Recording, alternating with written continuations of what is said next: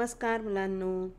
आता आपण कविता पाहिली, चित्रवाचन पाहिलं, आपलं कुटुंब पाहिलं.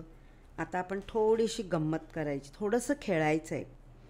आता तुमच्या पुस्तकातला धडा 4 याच्यात माझी जोडी म्हणजे माय पेअर म्हणजेच मॅच पेअर याचाच अर्थ आपल्याला मॅच करायचं आहे. आता मी पहिल्यांदा तुम्हाला चित्रांची ओळख करून दाखवते, ठीक आहे. आता हे काय आहे? कढई. तुमची आई कढई वापरते की नाही? कशासाठी वापरत असेल माहिती तुम्हाला? तुमची आई भजी बनवते किंवा बटाटा वडा तळते, पापड तळते, मोदक तळते, म्हणजे तळण्यासाठी कढई वापरतात. इंग्लिशमध्ये त्याला काय म्हणतात? पॅन. बरोबर. त्याच्यानंतर हे काय दिसतंय? मँगो. तुम्हाला आवडतो की नाही? आता मँगो येऊन गेला मे महिन्यामध्ये. आपण मँगोचं काय करतो?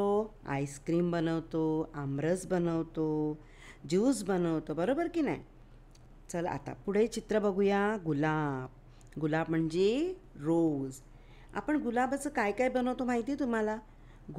गुलाबाचा आपण गुलकंद बनवतो, गुलाबाच्या पाकळ्यांपासून सरबत बनवतो, म्हणजेच रोज सरबत. दुकानात मिळतं बघा रोज सरबत. त्याच्यानंतर हे काय आहे?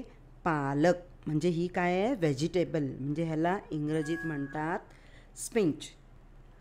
तर पुन्हा लक्षात घ्या, कढई म्हणजे पॅन, आंबा म्हणजे मँगो, गुलाब म्हणजे रोज, पालक म्हणजे स्पिंच. आता या चित्रांची नावं मी तुम्हाला सांगितले. आता इथे नुसतं तुम्हाला चित्र दिलेलं, बरोबर. आता या चित्राखाली ही मराठीमध्ये नावं दिलेली आहे. तुम्हाला काही वाचता येणार नाही, पण मी तुम्हाला आत्ताच एक्सप्लेन केले, बरोबर. ही आपली चित्रांची ओळख झाली आणि नावंही झाली. आता आपल्याला चित्र आणि नावं यांची जोडी लावायची आहे. आता हे काय करतात? इथे पालक आहे. आता पालक त्यांचा ॲरो दाखवला आहे बघा. पालक कुठे लिहिलेला आहे? पालक. तुम्हाला वाचता येणार नाही, अजून तुम्ही लहान आहात, तरी देखील मी तुम्हाला दाखवते. त्याच्यानंतर काय आहे? गुलाब. गुलाब कुठे आहे? हे पहा, गुलाब, बरोबर. त्याच्यानंतर हे काय आहे? पॅन म्हणजेच कढई. कढई. आता तुम्हाला ही जोडी करता येईल का सांगा बघू. इथे तुम्हाला दिलेलं आहे, बरोबर. इथे कढई आहे आणि कढईचा शब्द काय आहे? कढई. बघा इथे दिसलं आहे. त्याने चित्रामधून बघून तुम्ही ही जोडी नक्कीच लावू शकता. हे पालक. हे बघा हा शब्द इथे दिला आहे. अगदी असा शब्द कुठे लिहिला आहे? इथे. त्यामुळे ही जोडी त्यांनी अगोदर करूनच दाखवली आहे. आता कढई. कढईचा कढई असा शब्द कुठे दिसतो तुम्हाला? हा पहा.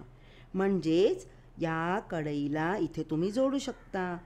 नंतर काय आहे? आंबा. हे आंब्याचं चित्र इथे आहे आणि आंबा शब्द कुठे लिहिला आहे? खाली. म्हणजेच हा आंब्यावरून तुम्ही कुठे जोडू शकता? हे बघा इकडे आंबा, बरोबर. आता राहिला गुलाब. आता गुलाब कसं लिहिलं आहे? गुलाब. अगदी असा शब्द कुठे लिहिला आहे बघा? इथे. आणि तुमचा गुलाब कुठे आहे? इकडे. म्हणजे तुम्ही ही रेष इथे जोडू शकता, बरोबर. त्यानंतर आपण चित्र आणि शब्द पाहिले. आता आपल्याला शब्द आणि शब्द जोडायचे. याचाच अर्थ सारखा शब्द कुठे दिसतोय त्याला आपण जोडायचं आहे. आता गुलाब हे अगोदरच आपल्याला एक उदाहरण म्हणून त्यांनी करून दाखवलं आहे. बाकीचे शब्द आपल्याला करायचे आहेत. इथे आंबा. आंबा हा कुठे शब्द दिसतो? अगदी समोर बघा, आंबा, बरोबर. त्याच्यानंतर काय आहे? कढई. अगदी असा शब्द कुठे दिसतो तुम्हाला? हा बघा इकडे. म्हणजे तुम्ही इथे जोडणार, बरोबर. त्याच्यानंतर काय आहे? पालक. हा पालक तुमचा शब्द कुठे गेला? इथे. म्हणजे तुम्हाला चित्रावरून शब्द किंवा शब्दावरून चित्र, चित्रावरून चित्र हे जोडायला आत्ता नक्कीच समजणार आहे आणि समजलं देखील आहे. तर हा व्हिडिओ तुम्हाला आवडला असेल तर तुम्ही तुमच्या मित्रांना शेअर करा. लाईक करा आणि सबस्क्राईब करा आणि काही कमेंट्स असतील तर मला पाठवा. थँक्यू.